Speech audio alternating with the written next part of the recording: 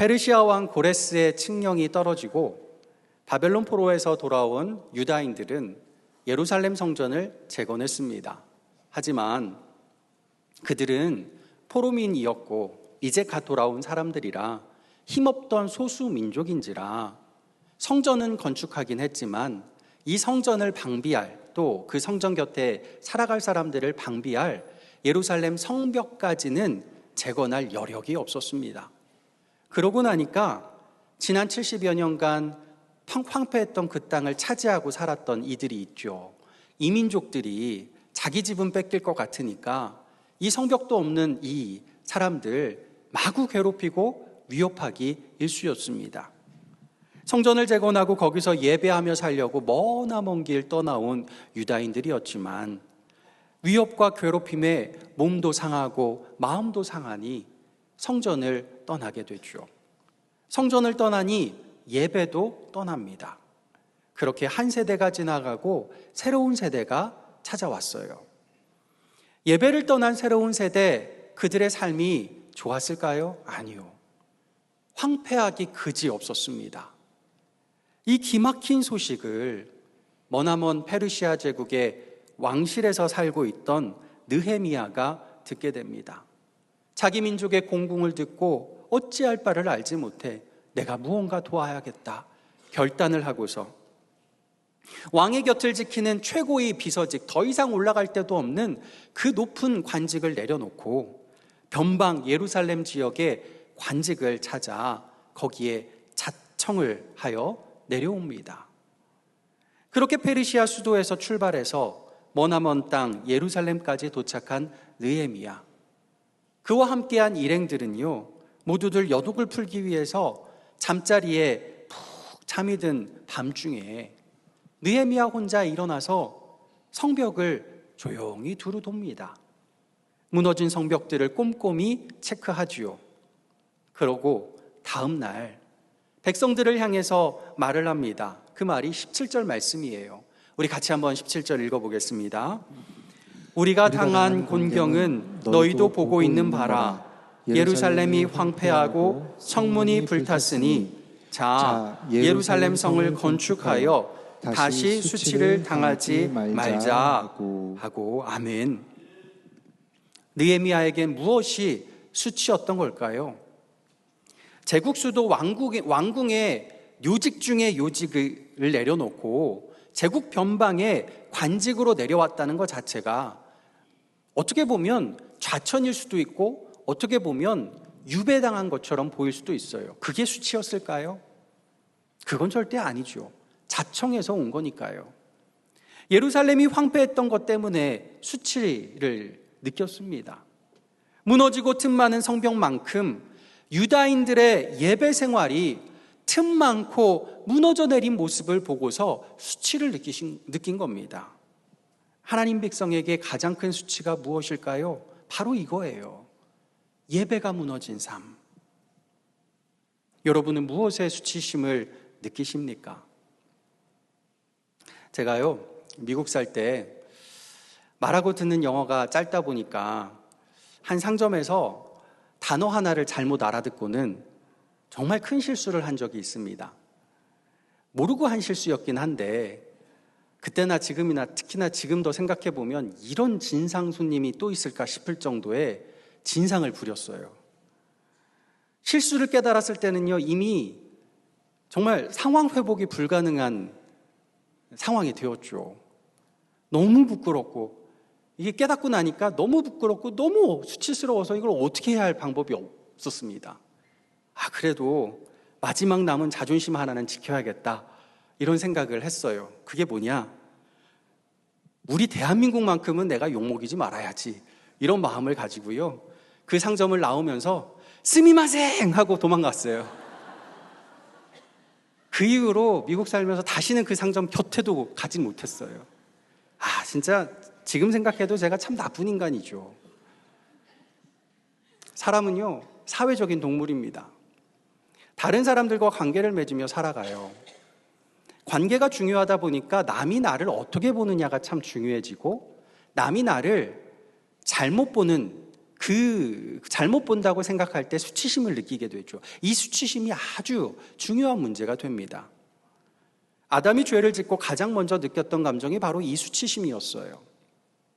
죄 문제부터 해결해야 될 상황에 아담은 죄 문제보다 자기 수치를 가리려고 숨으려고 먼저 행동을 보입니다. 이게 지금까지 원죄로 내려오는 우리의 아주 뿌리 깊게 내려놓은 타락한 DNA인 거죠. 예수님은 우리 죄짐을 대신 지시기 위해서 그 무거운 십자가 형틀을 자기 어깨에 매셨어요.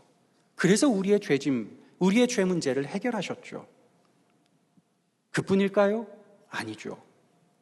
아담은 무화과 잎으로 치마를 만들어 자기 수치를 가리려고 노력을 했지만 우리 예수님은 우리가 받아야 할 큰 수치를 대신 받으시기 위해서 수많은 군중의 눈앞에서 발가벗김 당하시고 만인이 그 수치를 볼 수 있는 그 자리, 골고다 언덕 꼭대기 십자가 위에 매달리셨습니다. 얼마나 수치스러우셨을까요? 내가 받은 수치가 크다고요? 저 사람이 감히 나한테 이런 수치를 줄 수 있냐고요? 여러분이 받아 마땅한 큰 수치를 예수님이 얼마나 감당하셨는지, 그 수치 가운데서도 여러분을 얼마나 사랑하셨는지를 우리는 기억해야 할 줄 믿습니다. 그렇기 때문에 예수님, 그리고 예수님을 보내주신 우리 하나님은 우리의 예배를 받으시기에 합당하신 분인 줄 믿습니다. 우리가 그리스도인이라면요, 다른 때의 수치심을 느낄 게 아닙니다.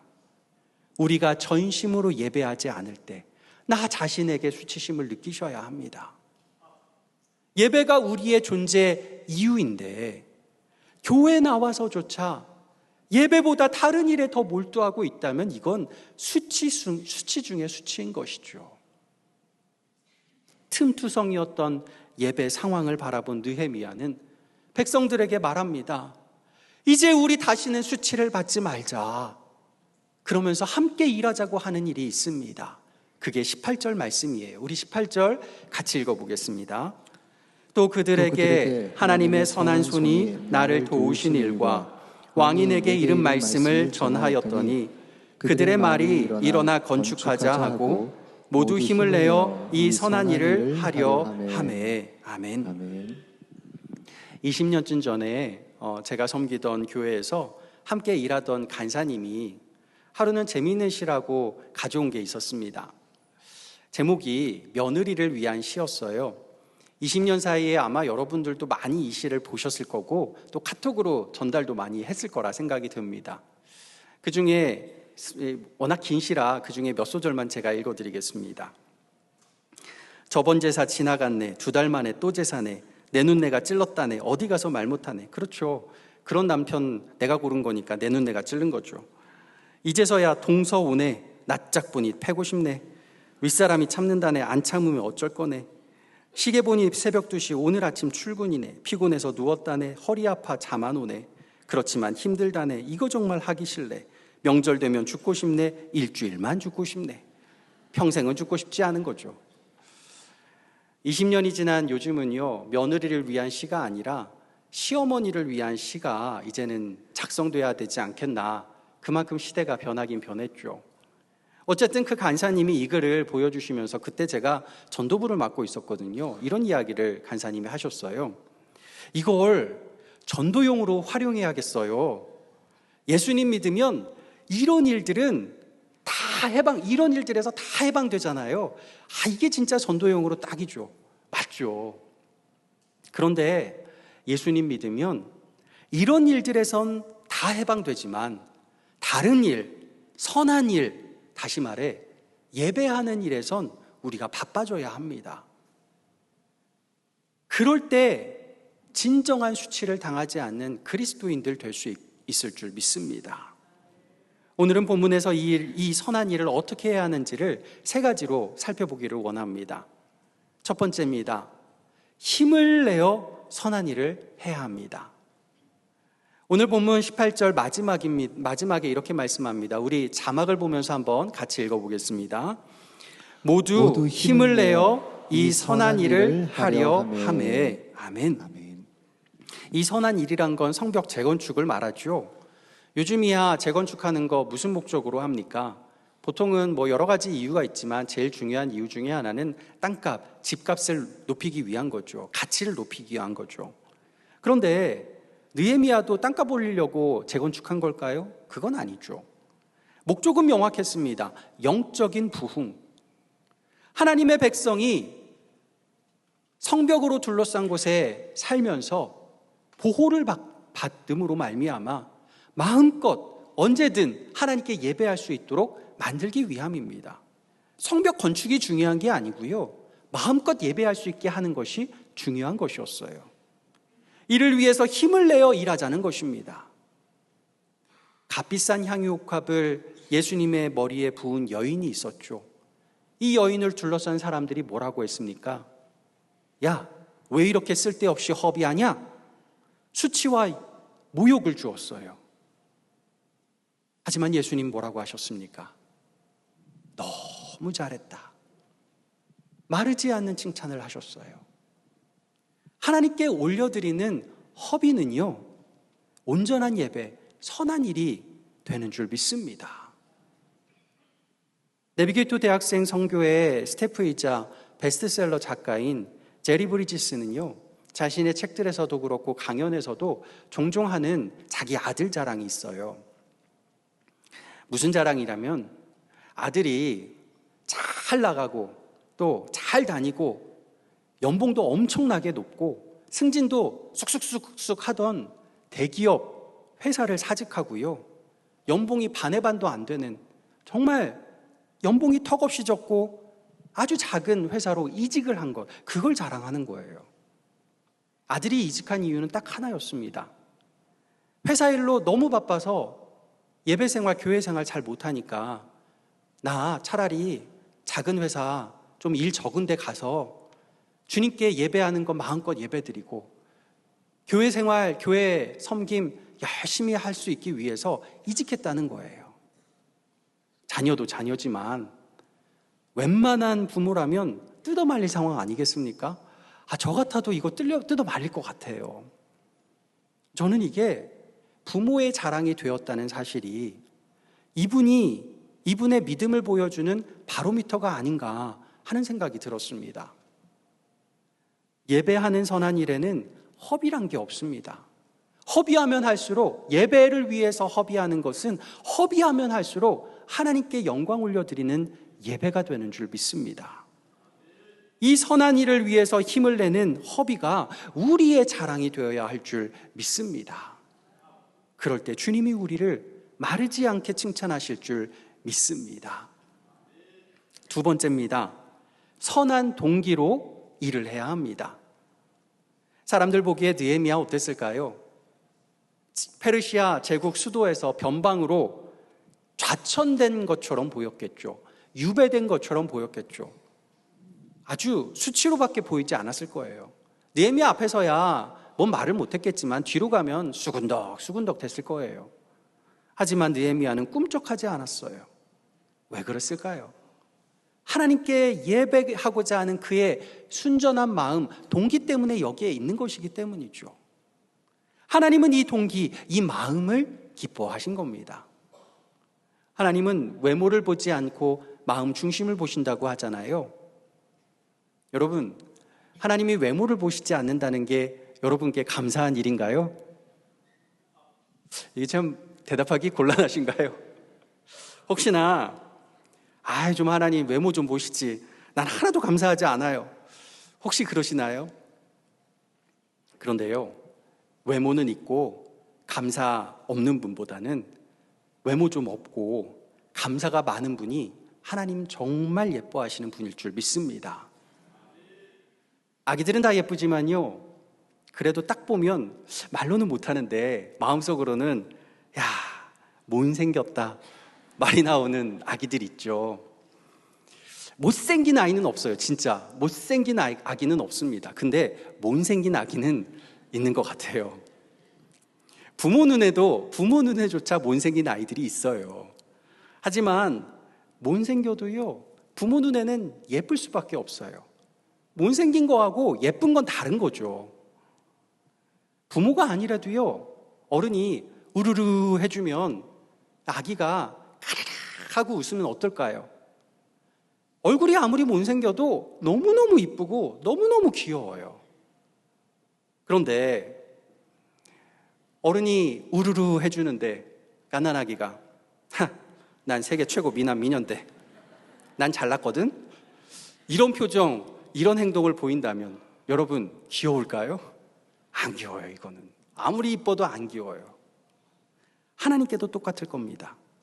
아무리 못생겨도, 세상적으로 아무리 볼품 없어도 주님 말씀 한마디 한마디에 아멘 아멘 하고 감사하면 하나님은 우리를 너무너무 예뻐해 주시고 너무너무 귀여워해 주실 줄 믿습니다. 마찬가지입니다. 일을 하는 사람의 마음 동기가 오직 하나님께 영광, 하나님께 감사, 그래야 선한 일이 됩니다. 선해 보이는 일을 한다고 해서 다 선한 게 아니에요. 동기가 선해야 합니다. 지난번에 휴일이었는데요. 교회에 아무도 없고 저 혼자 이제 교회에 잠깐 나와서 제 이제 목양실 앞에 복도를 지나고 있을 때였어요. 교회 아무도 없는 그 마당에 장로님 한 분이 이제 교회로 들어오시는 건 아니고 지나가고 계셨어요. 마당을 거쳐서 지나가고 계셨어요. 저는 이제 위에서 창밖으로 보게 되었죠. 지나가시다가 마당에 떨어져 있는 뒹굴고 있는 휴지를 아마 그분도 아무 생각 없이 그렇게 하신 것 같아요. 그 휴지를 보시고 이렇게 주워서 옆에 있는 휴지통에 넣고 가실 길 가셨습니다. 여러분 중에서도 이런 성도님들 많이 계시죠? 여러분 다 그러시죠? 그날 저 말고는 그분 본 사람 없고요. 저도 그 장로님께 아유 잘했습니다 얘기한 적도 없고요. 아는 체도 안 했고요. 그걸 그 장로님이 본인이 했다고 자랑도 안 하시고요. 그냥 지나가는 이제 일상이었어요. 그런데 그 모습 하나 본 거였는데 저는 그날 그 모습 보면서 마음이 너무 따뜻해지고 너무 뭉클했어요. 왠지 하나님이 얼마나 좋아하실까? 이게 느껴지면서 마음이 참 따뜻해졌습니다. 하나님이 영광 받으시는 일은요, 사람들이 모두 보는 풍성한 구제나 섬김, 봉사의 일도 물론 있지만 그것도 참 중요한 영광스러운 일이지만 그보다 더 큰 영광은 아무도 보지 않는 그 자리에서 작은 자 한 사람에게 별것 아닌 물 한 컵, 생수 한 통 내어주는 일인 줄 믿습니다. 우리의 마음이 주님께 올려드리는 선한 동기를 가지고 주님께 마음껏 예배드리는 우리들 되기를 간절히 소망합니다. 세 번째는요, 선한 기도로 일을 해야 합니다. 느헤미야는 선한 동기로 선한 일을 하기 위해서 선한 말과 선한 관계를 다 동원해서 사람들을 동료해서 함께 일하게 합니다. 그러나 느헤미야는 이보다 더 중요한 일이 무엇인지, 이보다 더 먼저 해야 될 일이 무엇인지를 정확히 알고 있었습니다. 그게 무엇이냐? 기도였어요. 많은 사람이 일의 순서를 잘못 알고 살아갑니다. 먼저 계획을 철저히 세우죠. 그 계획대로 일을 착수합니다. 그러다 그러고 나서야 기도를 하죠. 그러다가 일이 잘 안 되면 그때야 비로소 목사님 찾아와서 기도 좀 해달라 그럽니다. 참 안타까워요. 먼저 해야 될 게 뭘까요? 제일 먼저 해야 될 게 기도예요. 그건데 그걸 잘 안 해요. VIP가 오신다는 이야기를 듣고 파티를 여는데 그 VIP가 뭘 좋아하는지 무슨 음식을 드시는지 하나도 물어보지도 않고 내 마음대로 내가 원하는, 내가 좋아하는 음식 다 차려놓고 정작 VIP 왔을 때 좋아하는 음식이 뭐세요? 그때 가서 물어본다면 이게 말이 되는 겁니까? 우리 인생의 VIP이신 하나님은요, 음식물 처리반이 아니십니다. 우리는 어떤 일이든 그 일의 계획을 세우기 전에 기도부터 해야 합니다. 성공의 주교인 윌리엄 템플은 이런 말을 했어요. 우리가 실제로 하는 일이 우리의 행동이고 기도는 그 행동의 부속물이라고 생각하지만 사실은 우리의 기도가 우리의 실제적인 일이고 우리의 행동은 우리가 그 일을 행한 방법을 나타내는 지표이다. 우리가 아무리 선한 일을 한다고 해도요, 기도하지 않으면 그건 일이 아닙니다. 기도로 시작해야, 기도로 마쳐야, 기도로 그 일을 해야 그것이 선한 일이 되는 줄 믿습니다. 느헤미야는 4개월간 기도하여 하나님의 선한 일이 무엇인지를 발견합니다. 그래서 결단하고 예루살렘 총독으로 부임해 오지요. 4개월 동안 기도했을 뿐만 아니라 예루살렘에 처음 도착하고 나서 3일 동안 휴식을 취하는데요, 아무것도 안 해요. 이때 느헤미야는 정말 아무것도 안 했을까요? 12절 앞부분에 이렇게 말씀해요. 우리 자막 보면서 같이 한번 읽어보겠습니다. 내 하나님께서 예루살렘을 위해 무엇을 할 것인지 내 마음에 주신 것을. 이 부분을 예전 번역인 개역 한글 번역으로 읽어보면 이렇습니다. 우리 같이 자막 보면서 읽어보겠습니다. 내 하나님이 내 마음을 감화하사. 아멘. 하나님이 가만히 있는 느헤미야, 그냥 아무것도 안 하고 휴식 취하는 느헤미야의 마음을 감화했을까요? 그건 아니죠. 3일 동안 휴식하면서 뭘 했을까요? 기도했다는 거예요. 기도하니까 하나님이 그의 마음을 감화시켜 주셨다는 겁니다. 인간의 가장 큰 죄악은 교만입니다. 교만은 심리학용어로 말하면 자아 중심성이죠. 내가 주인이며 중심이 된 세상에서는 주인이신 하나님 필요 없어요. 기도도 필요 없어요. 그게 가장 큰 죄악이죠. 반대로 기도는요, 자아 중심성에서 우리를 벗어나게 합니다. 기도 자체가 나의 연약함을 인정하는 것이고 주님을 붙잡는 것이기 때문이죠.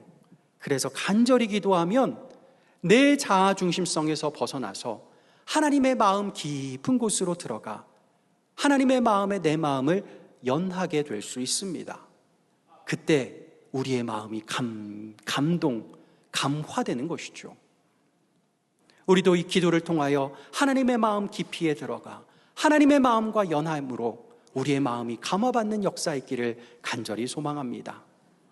그렇게 감화받은 일이 될 때 그것이 참된 선한 일이 되는 줄 믿습니다.